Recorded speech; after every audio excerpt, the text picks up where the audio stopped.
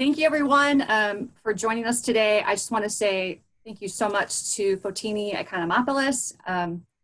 Fotini was nicknamed the negotiator as a child and has been honing her skills her entire life. For the last decade, she's been empowering Fortune 500 executives and their teams to achieve their objectives through her experience in negotiation, communication, and persuasion. She guides clients through high-stakes scenarios and creates customized, intensive negotiation workshops for clients who want to further develop their teams across all industries. When she's not strategizing with clients or supporting Mooxli, Fotini is a frequent guest on CBC and CTV television, an instructor of MBA negotiations at the Schulich School of Business, and offers her experience as well to nonprofit initiatives. Fotini was recently recognized with a Greek American Foundation Top 40 Under 40 Award for her achievements in philanthropic work, and was a recent recipient of the Network of Executive Women's National Inclusion Award. So thank you so much for taking time out to meet with us today. It's my pleasure. Anything I can do to help in this very strange time. It is a very strange time. So I reached out to our Mooxli community. Originally, Fotini was going to have a lot of FaceTime with the Mooxli community in our upcoming April retreat, but we have postponed that due to what's happening on an international level. And so Fotini and I got together. She was so gracious to offer her help specific to our profession during this really challenging time. And I went to our community and said, I have this master negotiator who's willing to jump into the trenches of this with us. What questions do you have? What needs do you have? And when you look at things kind of from a qualitative, overarching view, there's themes that come up, right? And so one of the main themes that came up out of this is, as nurses, and specifically as females, which is a huge part of our Mooxli community, we have a very difficult time expressing what we need without guilt. And then if you add to that the intensity of a pandemic, it's really muddying, I think, clarity and the emotional waters for people. So I know our community is in about 3 broad groups, and I gave Fotini some more specific questions kind of to address those groups. And so the overarching is, some of you are deep in the trenches, and then some of you are still working kind of part-time and ramping up and getting ready. And then some of you have been furloughed, some of you have resigned because of untenable situations. And so we're gonna try to speak to all of those. Yeah, absolutely. I mean, the goal of what I do on a daily basis, whomever I help, is to feel empowered. And at the end of the day, to be able to rest your head on your pillow and go, I can live with, I put everything I could out there. I have no regrets about how I communicated this. And now I know what my boundaries are, and I'm living within those boundaries. And so I can walk away without the regret after this conversation. I think, and you know, sometimes there's nothing more to it besides going, okay, I tried everything, as opposed to I wish I had done something. Absolutely. You can't solve every problem, but you can definitely affect your mindset in a way that it's going to make life a little bit easier. Yeah, I love that. And even in my own personal growth and professional, I have to step back into, this isn't about making this any more comfortable or feel any less easy, but it's exactly like you said. It's at the end of all of this, knowing that I brought who I want to be to these challenges, and that going forward, I can stand in my integrity. Yes. Yeah, I think that's so important, because you're faced with stress coming at you from every single angle these days, right? Whether it's stress from work, the stress from your family, the people that you want to take care of, both, you know, in your little world as well as in your professional world. So with all of these things coming at you, how do you find some mental peace to at least go to bed at night and go, okay, I've handled myself in a way that I can be proud of going forward. And that's tough to do for so many people when your head's spinning because you're being pulled in a million different directions. So hopefully, you know, this little chat will give people a little bit of clarity, maybe be thought-provoking in some ways, and maybe even give you a few little voice notes of, you know, sound bites that you can actually take in with you for some of these difficult conversations as well. That's my goal for our chat. Yeah, I think that is so specific to what we need right now, because we're facing some very unique challenges for people who even have kind of flexed that muscle before, boundaries and clarity. Bringing verbiage and clarity to this specific situation is tough. Absolutely. Absolutely. So why don't we start with, I mean, we had kind of gone back and forth, but why don't we start with some of the priorities that you had set out for our conversation today? Yeah, so I think a very also strong like underlying theme that's coming up is the issue of personal protection, PPE. I mean, it's all over the news. The United States speaks to it, you know, in his news conference. I know it's being addressed by your Prime Minister in Canada.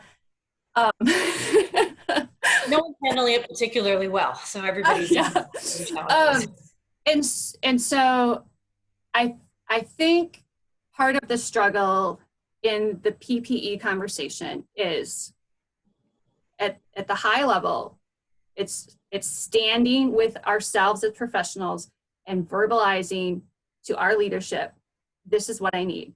Yeah. Thing for us. And then on an individual level, there's a concern for life underlying it. Everybody's experience with the pandemic and their concerns as it relates to them individually is different. But for a lot of people, it does feel like it's life or death what they're arguing for. Yeah, absolutely. How do you set healthy boundaries saying, this is what I need to participate in patient care?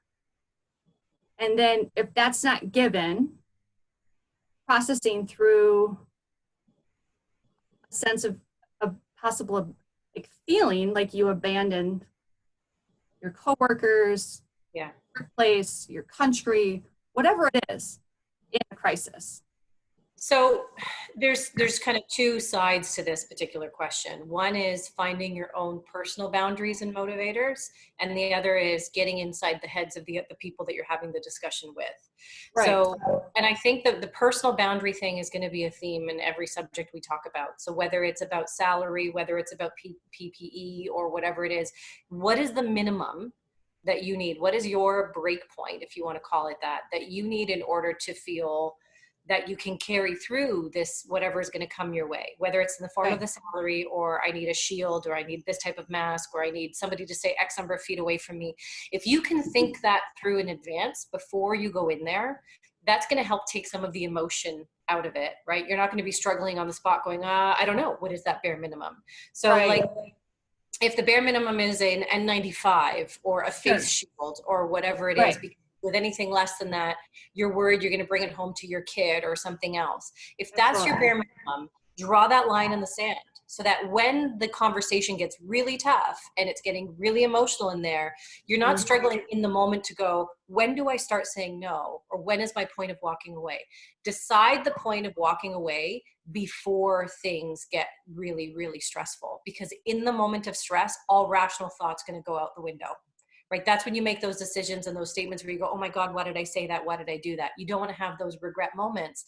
So try to do any of that rational thinking before you're in front of somebody else. You know, have a conversation maybe with your peer or with your spouse, with your kid, or whatever it's going to take to help you to identify what should those boundaries look like. And then you're going to go in with that bare minimum, but you don't want to start there. So when you are going in for the conversation itself, let's say you go, you know what, if I had to, I would work with just a plain surgical mask, not an N95. Okay, that's what you think, that's your walk away point. That's not where you're going to start when you go in there, right? This is a negotiation after all. You're going to go in there going, here are my expectations, my pie in the sky, wishful thinking expectations on a face shield, this type of mask, the gown, whatever other things that I need. What can you do to get as close as possible to this thing? And they might go, I've only got this thing. And that might exceed your boundaries. And if so, great, right? Then you can have a conversation. If it's not even getting to your boundary, what else can they do? How can you turn it into a problem-solving opportunity to go, okay, what else can compensate for that? Is it minimizing the number of patients you have to see in a day to reduce your risk a little bit more? Is it having other people manage part of the process to reduce your risk a little bit further? So kind of think of it as you can in almost like mathematical terms, like quantitative terms, to go, here are the steps that here's the amount of risk I'm willing to take. Obviously, PPE is the number one way to minimize that risk. What are the other things? What are the other processes that we can do to minimize risk? Like, I had to go to the bank today, something for some stupid reason I couldn't do online, I had to do in person. And when I was there, I looked at, okay, they had a sign on the door saying only 6 people allowed in the bank at any time. They had somebody else opening the door. They had, shields on the tellers or whatever it was. They had a designated pen instead of having everybody share a pen. They had whatever sanitizer around. They added all these extra steps to reduce risk for everybody in there. So if the PPE is not the option, what are the other options that we can open up? What other processes can we change in order to do that? But I would say even before that, when you're going to speak to somebody else, because now you've done the homework, right? You know your boundaries, you know what you're going to go start with. But you need to also think about what drives people's behavior. And so I talk a lot about Simon Sinek's golden circle, and he's a leadership guru, and he did a TED talk about how great leaders inspire action. And the whole concept behind that was you start with why. So people don't buy what you do, they buy why you do it. And so we tend to think in, like, if you can think of a target symbol, the outer ring is the what, the middle ring is the how, and the center ring is the why. We tend to start with the what. Here's what I want. And in the process of negotiation, this is no different. Here's how we're going to accomplish it. And by the way, here's why we're doing things this way. But if we start that way with this what on the outside, all people are hearing is this irrational request from you, and I don't want to deal with it. I'm tuning you out. Even if I'm being polite enough to let you finish, I've tuned you out, and now it's unlikely that you're going to get me on board. You're not going to turn me into a follower for what it is that you're asking me for. I find leadership and negotiation really do go hand in hand, because if you're a phenomenal leader, you're going to get people to follow you. Now you don't actually need to have a negotiation. You've preempted the negotiation and prevented Absolutely. it. Yeah. So when you think about that why, you've got to go, what is the driver? Let's start with why and work our way out. So the why is the motivator. Why are we here today? What common goal do we have? We need to have, let's say, the safety of the patients at our the front and center of everything that we do. Well, if the patient's going to be safe, then that means how we create that safety is by also making sure that I'm safe, and that I'm not spreading the virus by becoming contaminated myself, right, and spreading that out and so on. How do we ensure that? Oh, we ensure that with the what. The what is a certain level of PPE or a certain amount of process that we need to change. So when you're going into a conversation, you really got to think carefully about the why. The why you're thinking about, though, is their why. You know yours, right? You know yours is to stay safe, is to feel comfortable, is to go home to your family every night, to stay alive, if that is how dire the circumstances are. But that's not going to appeal to the other party. So it's about flipping it around and going, how do I make it their why? How does this affect them? And I know it sounds stupid. They should want to be concerned about your health and safety, but that's not how people are thinking. And when people are stressed, they're more irrational than they would ever be. Okay, so people get really stupid in times of stress. So make it easy, spell it out for them, connect the dots for them on why your why should also be their why. So if you can find something in common, and oftentimes it's the patient's well-being, or it's the functioning of the hospital, or it's saving lives, like that should be a really easy why to get on board with. The how might get a little bit tricky, but it can become a problem-solving opportunity if you get back to the why. So for example, I was coaching somebody through a custody arrangement, like a, custody and financial compensation and all that kind of stuff. And one of the things I said to her was, when you get into this mediation session with your ex-spouse, the one thing you're going to have to do from the get-go is find a common why. And for them, it was, okay, the why is we want to make sure the kids feel taken care of, or we're looking out for the best interests of the children. So anytime we deviated from that, if you asked for too much money or too much time, or somebody, getting all the holidays instead of splitting the holidays, how is that in the best interest of the children? And that made some of the irrational stuff go away, because we brought it back to that motivator, that common why. And so if I take that same thing here and I replace it with, how is that in the best interest of the greater patient body, or this particular patient, or how the hospital is going to function, or keeping my peers safe, right? How is me going in without a face shield or without a surgical mask going to help to keep all of these other doctors safe, or keep them employed and on the front lines? Because if we're all out, because we all have to be quarantined for 2 weeks or we're all sick. Right. How is that going to help us serve the needs of this why that we're on board with? So that for me is a really important thing, is to bring it back to this common circle that we're both going to be a part of. And if you can do that, it helps to just like calm the room down a little bit. It helps to allow that rational thought to come back in. And it also prevents them from being able to get off course. It's going to stay the course. You're now in charge of this conversation rather than allowing them to go off on tangents. So that's a really important one. That's setting the foundation for any good conflict management discussion.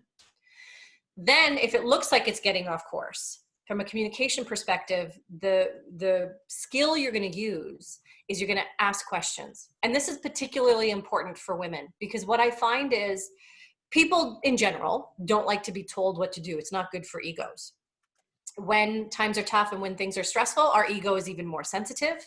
Male egos typically, studies show us, are more sensitive than the female ones, especially when instruction is being given from women. So I could go in there and say, the patient's never going to go for this, or that's never going to work.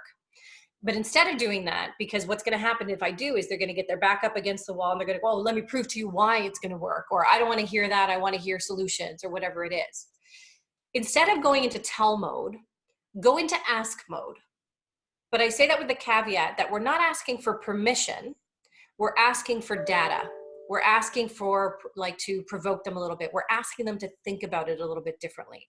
So when I say ask something like, instead of saying, my peers are never going to go for that. How do you think my peers would respond to this?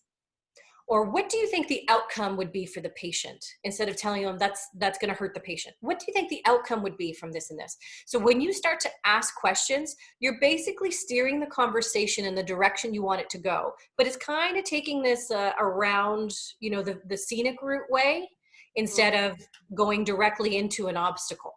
So you could go into tell mode and say, here's what has to happen. And that probably is faster for you. But as a result of that, you're going to be dealing with all of this damage control afterwards. So take the scenic route by asking some really poignant questions.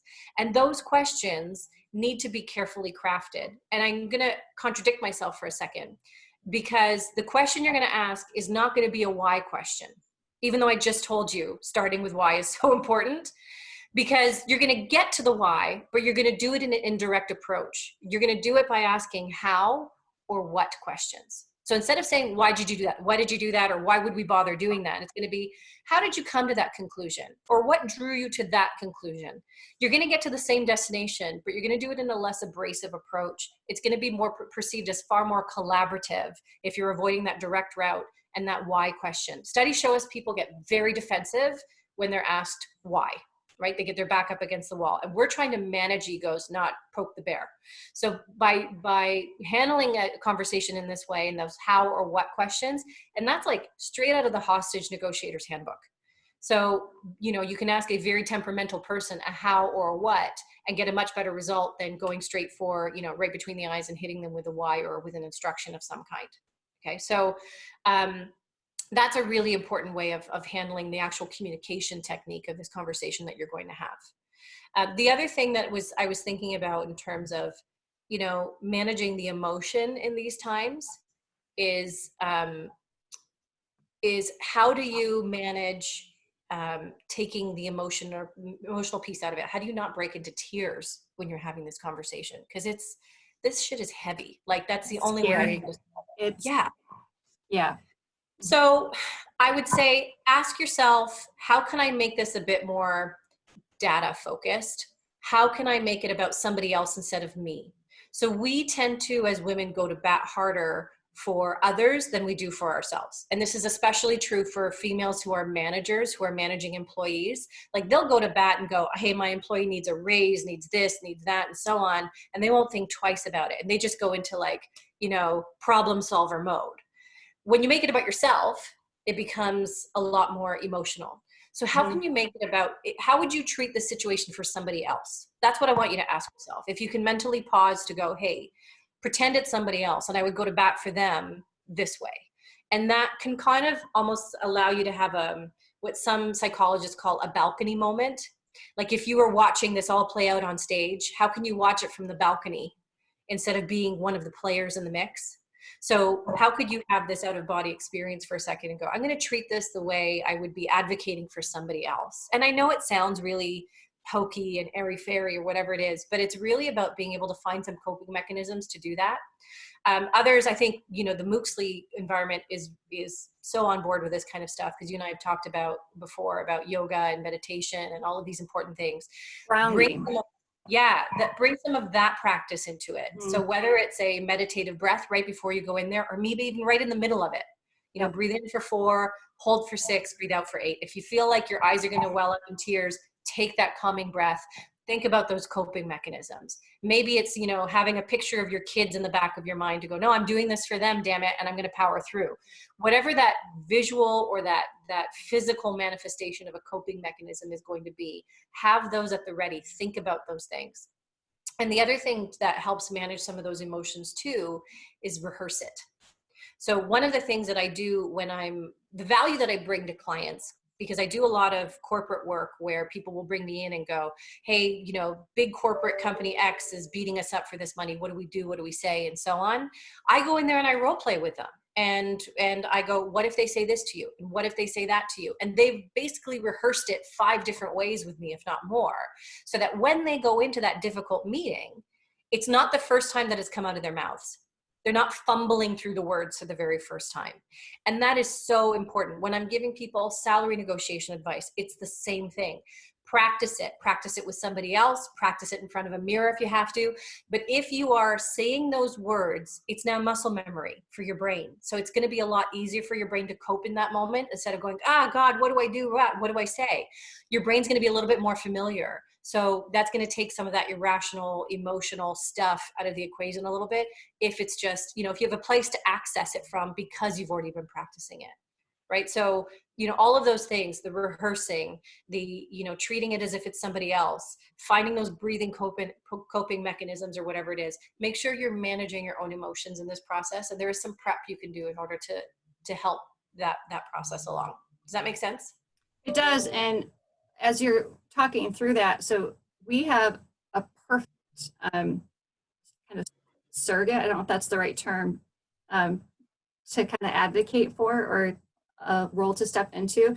So many nurses, we'll stand almost to the death between our patients and what we feel is absolutely wrong for them or unsafe. Yeah. And so if we can bring that spirit of advocacy to ourselves, I think that's like a familiar feeling that we can borrow from. Yeah. And as you're talking, a common kind of cycle I see in our professional environment is, so a cycle to break is starting with the what, right? What I need, why me and my story needs it. Right. And what I'm hearing from you is start with the why and find that commonality why between you and most of us, the institutions that we work for. And then ultimately what's good for you as an employee is going to raise the institution up too, but make the story the institution's goals and the commonalities that you have together. Yes. Is that absolutely correct? It's almost like setting the foundation. So if things start to get rocky, now you can bring it right back to that foundation. Remember when we were solid here? Okay, let's remind ourselves of why we were solid there. But you got to set that out from the get-go. If you try to catch up later, it's almost like the difference between having a smoke alarm and having to get a fire extinguisher or call in the fire trucks. Right. Right. So having that foundation set, that's your smoke alarm. And you can go right back and press the little hush button on it. If you go, hey, here was our foundation. Let's get back to this. And everybody's tempers will calm down a little bit and the emotions will subside because you have that common bond between you. That is so important. And I do think because you are trained and because the intrinsic reward, the reason you all do your jobs is because of the patient. If you can make that, that's the person in your mind, then I think, and bring that as the cornerstone for the other person too, to make them just as engaged in protecting that person, I think that's going to be a really important way to lay out the conversation. Yeah, that dynamic that they talk about on airplanes of putting your own mask first. So that literally directly applies to what we're doing in our clinical environment. And just reminding myself as a caregiver, I don't take care of me, I won't be here to take care of all these people. Right. Me. Yeah. Another common cycle that I see, just certain industries, kind of certain personalities gravitate towards them. And so I see a lot of starting with what, going next to the me story of that, and then that not being, recognized, negotiable, whatever for the other entity, and then literally walking.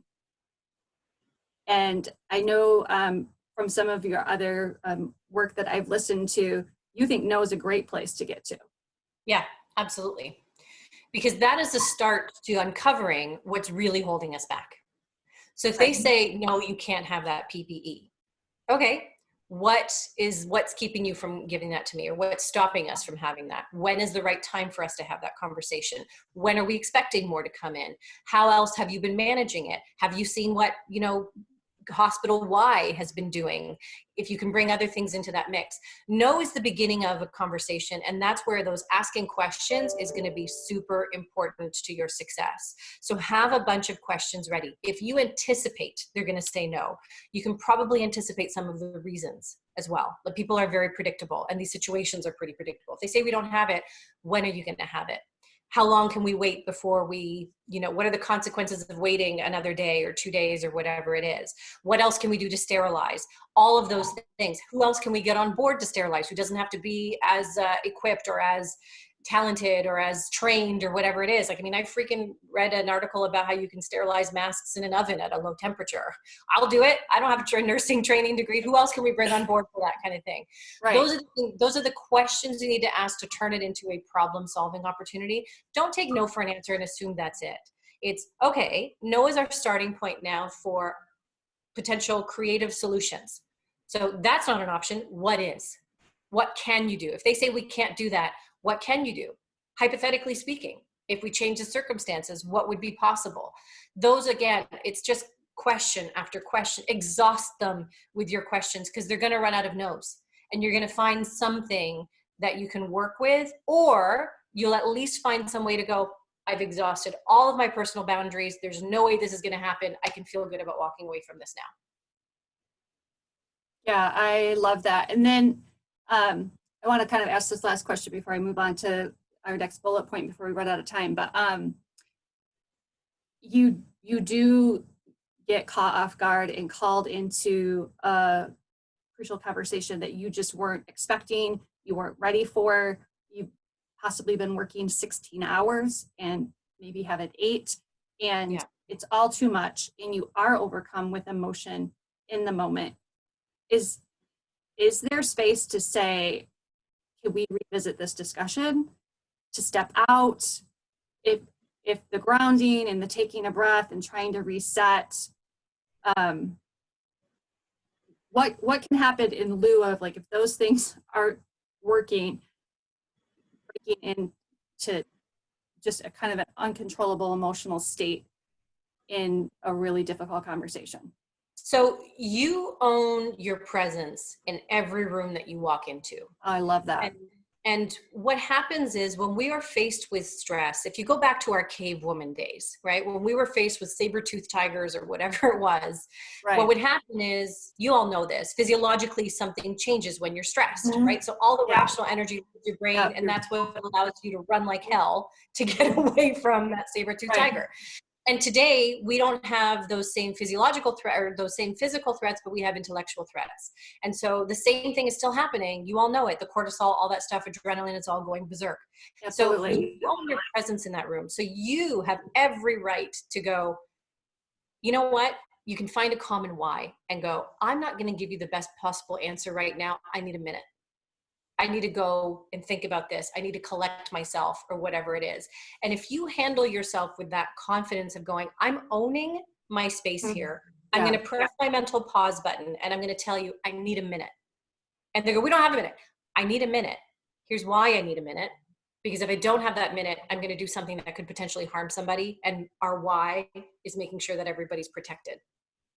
So I think you can, even in a split second, if you know that why, it's drilled into your brain, you'll be able to recall that when times are really tough as well. Mm-hmm. And so you just go, I need a minute to serve this common why. You have every right to do that. There is nothing that can't wait a few seconds. And I know we're talking about life or death too, but if you're making a decision in those few seconds that would be a bad decision, and you took a few more to make a better one, then you can rest your head at night. So own your presence when you're in that room, press your mental pause button and just go, I need a minute to serve this common why that we have here. And maybe it means you go out and get a breath of fresh air. Maybe it means you just turn around and go, give me a second. Or maybe it's just standing right there and closing your eyes for a second and taking a deep breath. Whatever it's going to take for them to register, oh, she's serious. She needs this time. And I'm going to have to give it to her because her presence is just radiating through what's coming out of her mouth.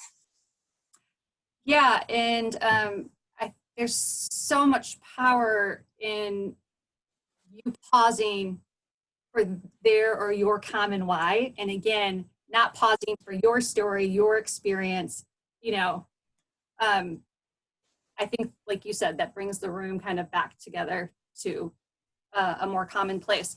I could go on all, my mind is just trying to soak this all in, but I want to summarize what we just talked about. So there's a few common phrases there that I think are going to be really helpful. So it's coming back to the why to say, I need a moment to make sure that I'm giving you the best answer for this patient or whatever it is. If they say you don't have time for that, you know what? The time I give you is going to make sure that patient is going to be that much safer or whatever it is. Have those little phrases ready. Again, if you can anticipate some of those circumstances, because you guys are so much more familiar with it than I am. Sure. But have little phrases ready and rehearse them so that you can take that second to take your calming breath.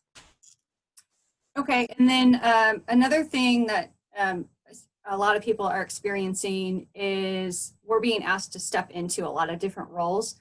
A lot of nurses started as hospital volunteers in their teens, got their bachelor's in nursing, and then got their graduate degree in nursing and are currently practicing at a high level. Currently, sometimes we're being asked to maybe go all the way back to that kind of tech, almost volunteer entry-level role, when there is still a lot of unmet need at our advanced practice level.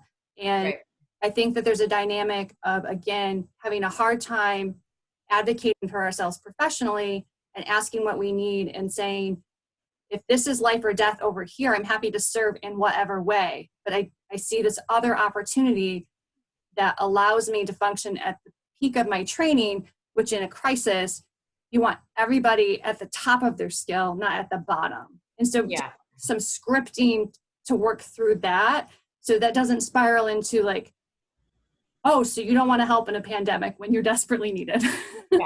So this comes back to another, like, script the new why for this scenario. And what you said about having everybody operating at their peak, I think is going to be really important. We need to make sure we're having everybody operate at their peak so that the patients are all served best. If, for example, I'm doing something over here and there's nobody else to do, to serve this patient over there, then it's just going to create a lot more chaos for us. So what can we do to minimize the chaos and make sure that everybody's operating at their peak performance? So again, have that script ready.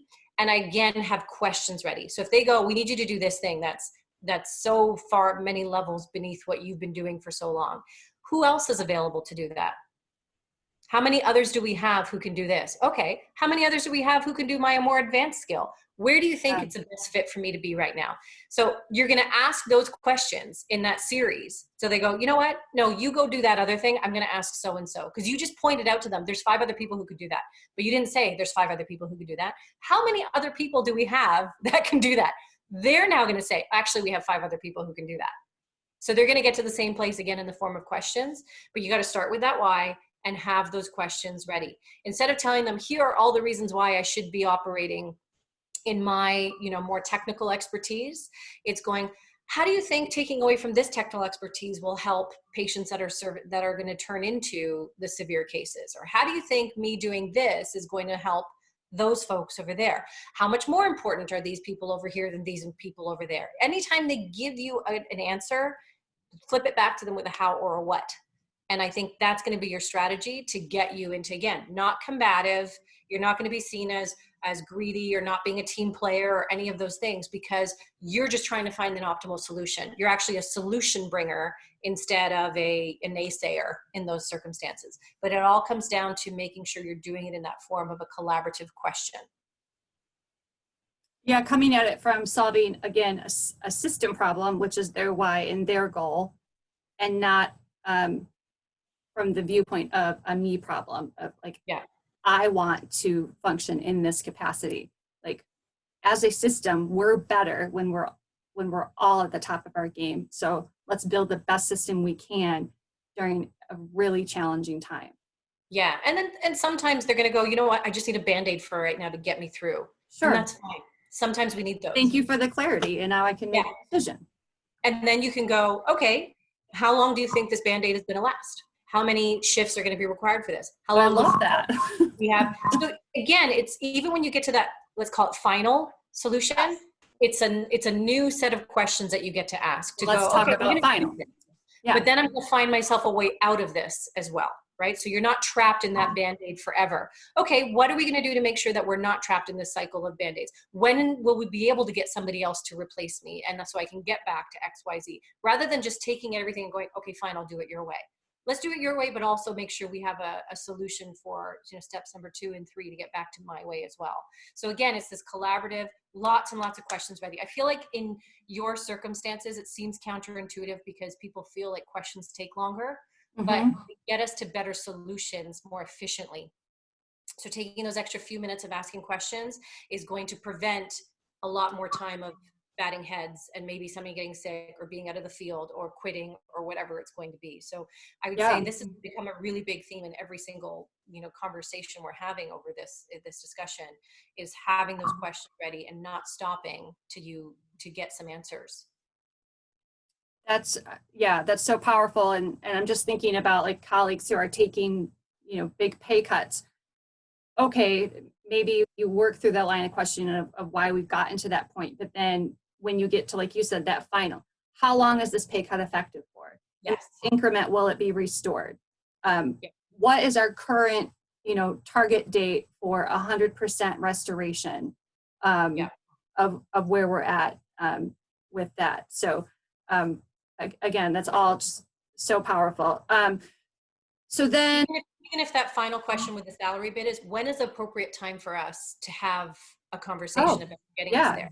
Because then you've got, as soon as it comes out of their mouth instead of yours, now they feel accountable to it. So if they say, you know, talk to me next month, okay, then next month you go, hey, remember last month when you said it's time to talk this month? They're going to go, damn it, yes. Now I want to follow through on it because my ego said I said it and I should follow through. I'm going to look like an idiot. Right. So get to come out of their mouths in the form of that question. And at least if you can't negotiate the outcome that you want, negotiate the next step to get closer to your outcome. Get something out of it. Yeah, that's excellent. Because right now, you know, a general response is, well, how long is a pandemic? Nobody knows, you know. Yeah. And so appropriate windows for follow-up is great. So kind of the third category we're dealing with is maybe you did all those things, you had those conversations, you worked through their why and your why and what was workable for each entity. Maybe you were released from your contract because your group financially collapsed. Maybe you were furloughed for the long term, or maybe what was being asked of you was so out of line with your ethics and values that after working through it, you resigned from your job. I just want to kind of end this with like a message of hope. And I know professionally, you know, you did a huge pivot that is just incredible.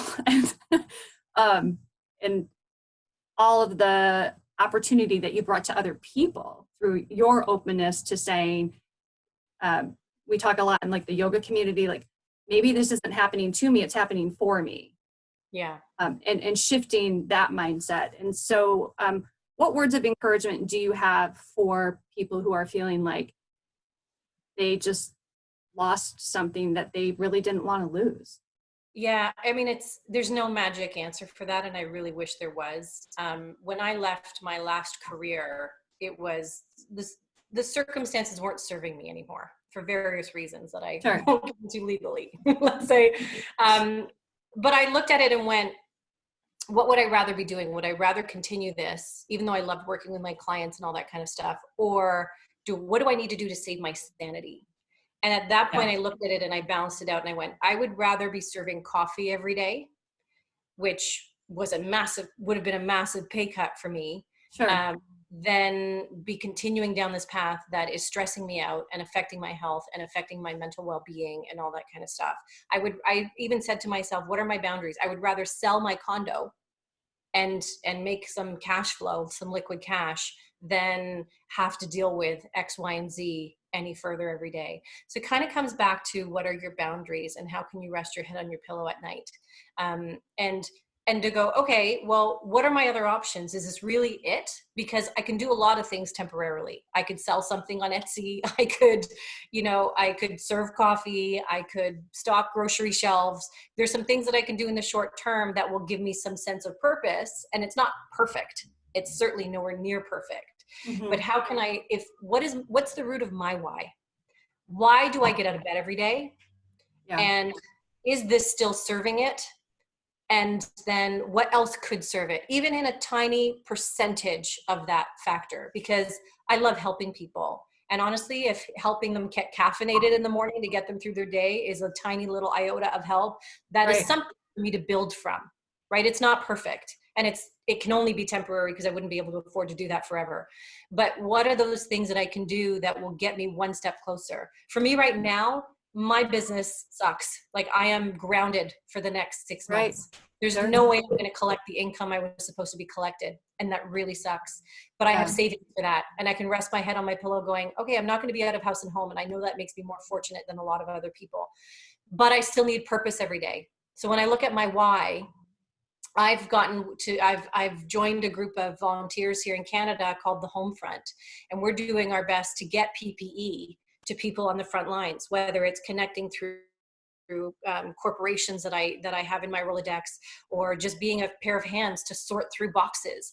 There's something that I'm going to be doing that serves my why in times of crisis when I can't do it my regular way.